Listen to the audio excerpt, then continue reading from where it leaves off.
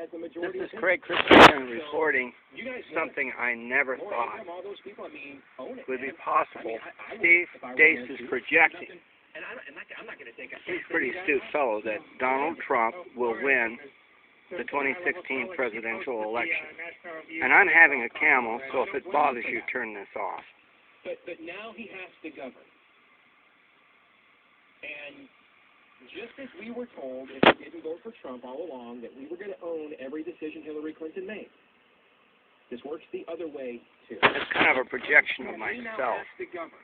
I haven't eaten until just recently. That they told us that we were wrong. And so this is a question I broached earlier this hour.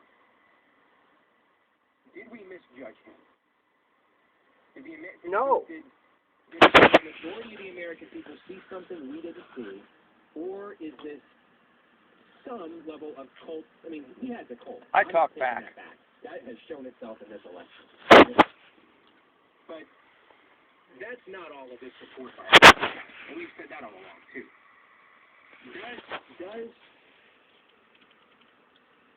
Does there exist a possibility we misjudged him? How much of this is we want him? How much of this is we don't want them? Todd? We don't want them. We don't want them. We don't want them. Whether we misjudged him or not. He needs to govern now. And it might just be a matter of days before this thing like a laughing stock. Again, midnight tweeting Donald is just going to go away. No, that's not going to happen. The repudiation, I couldn't agree more. I was typing as you were about to say what you said about the repudiation of progressivism. I wouldn't have believed it. Like I've been, and I'm still. And I'm thankful. If this is true, I'm thankful. I was hoping it would go into the House of Representatives. Progressivism for a long, long time. So I'm not going to say. Considering that bitch witch right there, I'm a grateful man. Feeling a gut reaction and if this continues on to be the case. Reporting from just outside of Wendy's, this is Craig Christensen. Just 48 hours ago. All right, I want to find out what you two think. Here's the answer to that question when we come back. I've been following this. I nervously did my laundry, and I couldn't do it all. I care about this country so much. 2016 coverage from NPR and Iowa Public Radio. I'm Ben Schieffer with Donna Hoffman. This is 10:39 Central Standard Time in Iowa. From NPR News, this is special coverage of the 2016 election. I'm Audie Cornish. And I'm Ari Shapiro. The votes are being tallied up, and the picture is getting rosier for Donald Trump. Let's take stock of everything we've learned tonight. Domenico is with us, Domenico Montanaro. When you look at a possible path for Hillary Clinton at this moment, do you still see one? You know, it's very, very narrow at this point. I will take you through one that I just came up with. If she were to lose Wisconsin, which we've seen other news organizations call, but we have, or one other news organization call, but we have not seen the Associated Press call. Let's just play with that and give Donald Trump those 10 electoral votes. Hillary Clinton would then need to win Nevada, the 6 electoral votes there. She would have to win Michigan, where she's behind right now, and she would have to win New Hampshire, and that still wouldn't quite get her there. There would still be the 2 electoral votes in Nebraska and in Maine that she would have to pull, and if she were to lose one of those electoral votes, it would be a tie. And we need to say that's because right now, as it stands, Hillary Clinton has 209 electoral college votes, Donald Trump at 232. Wow. Can you just run through all right. Tonight that flipped? And I didn't vote for the guy.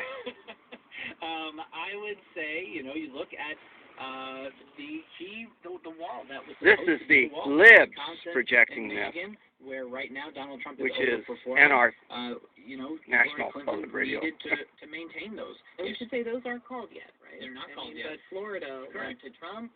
Florida, North Carolina, Trump. I promised myself that if this guy won and it was too late tonight, I would go get a Coney Island, and it looks like I'll be getting it that Clinton felt tomorrow. Confident about. Their team thought that she could pull off, and they went to Donald Trump. So in that scenario, if you were to run the table in all of This those is starting to kinds of resemble states, she 1980. would have to continue to win. She would have to win in those places that have gone Democratic in each of the last 6 presidential elections, including Wisconsin, Michigan, and Pennsylvania. Frankly, we've talked about this populist revolt. This was a map that I had looked at early on as a potential path for Trump, a very narrow path, but I'd called it the trade winds, because Donald Trump was against, he was very unlike most Republicans, not talking about globalization, not talking about free trade, instead talking about a very protectionist, anti-trade platform, saying that all of these free trade deals had taken away jobs from places like in the industrial north and in the industrial Midwest. And right now it looks like that path is what he's using if you were to win to get over the top to 270. We're going to go now to Rich Lowry, who's editor of the National Review. Rich, you are a Republican who has been no fan of Donald Trump throughout this campaign. What do you see happening to your party tonight?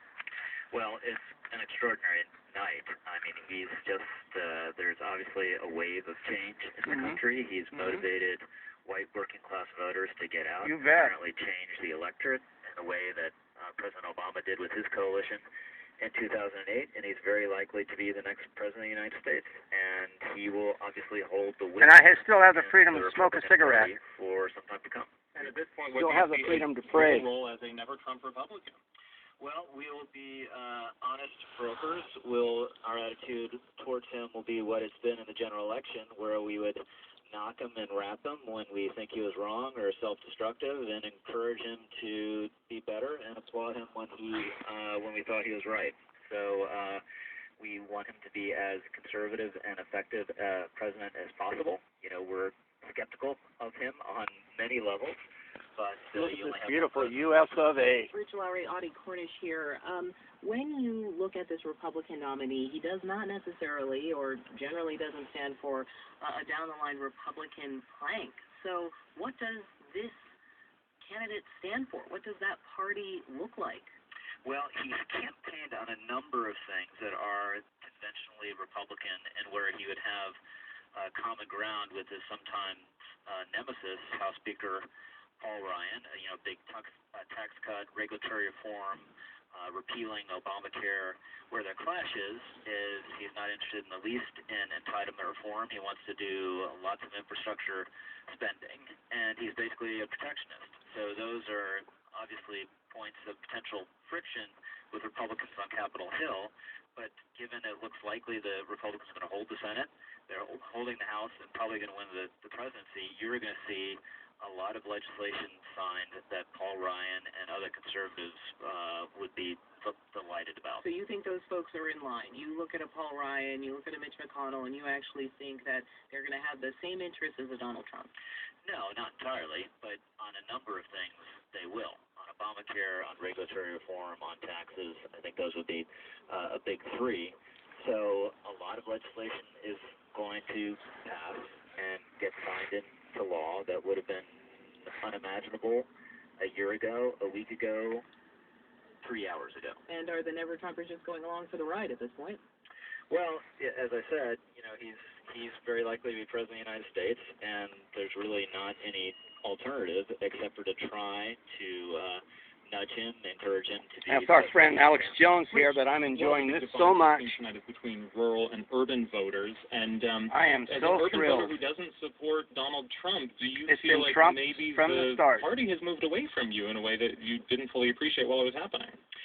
I think certainly that everyone, when we started out this process, most people on the right thought we kind of built this sturdy house of Reaganism, but it had been sort of hollowed out. It wasn't really relevant to real Republican voters on the ground anymore. So when Donald Trump showed up and really didn't hew to those traditional policies or those traditional rhetorical tropes, Alex is probably having a... matter at all. And he forged a different way to win the Republican nomination. He forged a new Republican coalition along class lines in a way that we hadn't seen before. Usually he split up the party between the seculars and the evangelicals and the conservatives and the moderates in the Northeast and the South. He blew all that up because his core was working class voters, and you have working class voters in the north, you have them in the south, you have who are evangelicals, not evangelicals. So that really saw him through the primary process, and he doubled down more or less on that vote in the general election. I was skeptical that it... The freedom to spit, the freedom to sleep. And we should say... The freedom to be free. I have been praying this.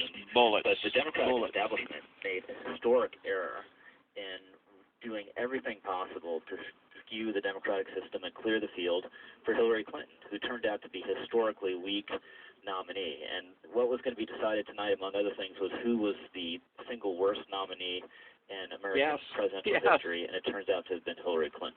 Rich Lowry of the National Review, thanks for joining us. Thanks so much. We're going to turn now to New Hampshire to get the latest on a very contentious U.S. Senate race between two well-known female lawyers in that state, Republican Senator Kelly Ayotte. She's running against Democratic Governor Maggie. Let's get away from the women's liber. The progressive mindset, I don't know that Deace. yet, but I do know, I think, because it's about the economy. So it's a repudiation. Clinton campaign tells CNN Wisconsin may be won due to Milwaukee County, even though Fox has called Wisconsin for Trump. Remember, Florida got called again, recalled. I don't want to see that happen again. That's some news that just broke a moment ago, since we're not following CNN, but we're following MSNBC to get the Democrats' side of the story. So, Todd, you heard them react to your position on this. Do you want to say anything based on what their take on this question was? No, I think we're all in the same ballpark to some degree. I think Kim's on solid footing. Just a general sense of, she's leaning more heavier on the economic frustrations, but those people also see that economic frustrations. George Bush, 8 years ago, no, not happening. This is on, and again, we've talked about Obama's popularity right now. We're quite the schizophrenic country. That can simultaneously be true, and that there can be a rejection right now. So, I think we should all be careful about how far we stick our neck right now. That is exactly what is happening. But I firmly believe, and I'll echo what you said before, Steve, that progressivism took a shot today. It's not a shot that it's going to learn from, because that's not what progressivism does. It's just going to get angrier, and perhaps 99.3 FM. How sweet it is. It feels like the clock is ticking in a way. Make America great again. It's still, somebody actually tweeted out before that we'll have the GOP will have the White House, both houses of Congress. They will have the court. Oh, really? It has the courts? Let's not lie to ourselves now. The courts are conservative bastions now? Let's not be stupid. How off was the exit polling? The exit polling, period. I still maintain the polling wasn't as off as people think. Because most of it had these states within the MOE. They did. And most of these states are within the MOE. I mean, he's winning this. This is almost the reverse of 4 years ago, where the margin at the end will look substantial, but when you look at what the state margin to get to that margin, for several days this would be the case. Razor close in a lot of respects.